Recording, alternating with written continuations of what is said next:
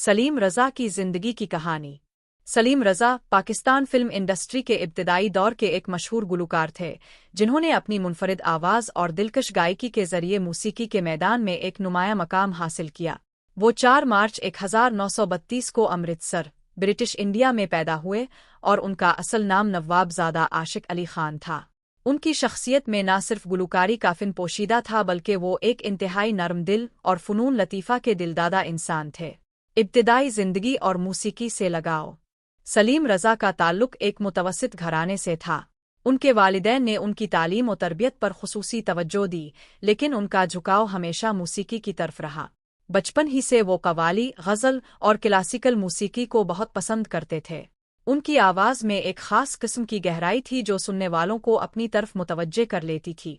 तक़सीम हिंद के बाद उनका ख़ानदान पाकिस्तान मुंतकिल हो गया और वो लाहौर में आबाद हो गए। यहाँ उनकी मुलाकात कई मौसीकारों और गुलकारों से हुई, जिन्होंने उनकी सलाहियतों को पहचाना और उन्हें फ़िल्मी दुनिया में कदम रखने का मौका फ़राहम किया। फ़िल्मी कैरियर का आगाज़।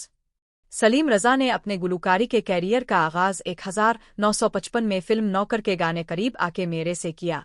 इस गाने ने न सिर्फ उनकी मकबूलियत में इजाफ़ा किया, बल्कि उन्हें फ़िल्मी मौसीकी में एक नया मकाम अता किया।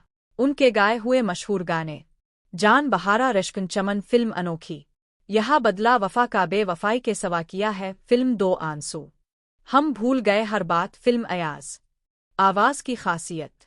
सलीम रज़ा की आवाज़ नरम, दिलकश और जज्बात से भरपूर थी। वो गमगीन गानों के लिए ख़ास तौर पर मशहूर थे और उनकी गायकी में एक मुनफरिद किस्म की उदासी झलकती थी, जो सुनने वालों के दिलों को छू लेती थी। मौसीकारों के साथ ताल्लुकात। सलीम रज़ा ने कई बड़े मौसीकारों के साथ काम किया, जिनमें ख़ास तौर पर ख्वाजा खुर्शीद अनवर, फ़िरोज़ निज़ामी और रशीद इतरी शामिल थे। उनकी गायकी ने न सिर्फ फ़िल्मों को कामयाब बनाया, बल्कि मौसीकारों के कैरियर को भी तक़वियत बख्शी। उरूज और ज़वाल। 1950 और 1960 की दहाई में सलीम रज़ा ने फ़िल्म इंडस्ट्री पर राज किया, लेकिन 1960 की दहाई के वस्त में जब अहमद रुश्दी और मेहदी हसन जैसे नए गुलकार उभरे, तो सलीम रज़ा की मकबूलियत में कमी आना शुरू हो गई।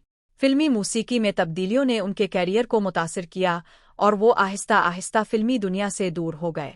कनाडा में ज़िंदगी। फ़िल्म इंडस्ट्री से दूर होने के बाद सलीम रज़ा ने 1975 में कनाडा मुंतकिल होने का फ़ैसला किया। वहाँ उन्होंने मौसीकी की तालीम देना शुरू की और अपनी ज़िंदगी के आखिरी दिनों तक इस फ़िन से जुड़े रहे। वो हमेशा पाकिस्तान के फ़िल्मी और मौसीकी के सुनहरी दौर को याद करते रहे। वफ़ात।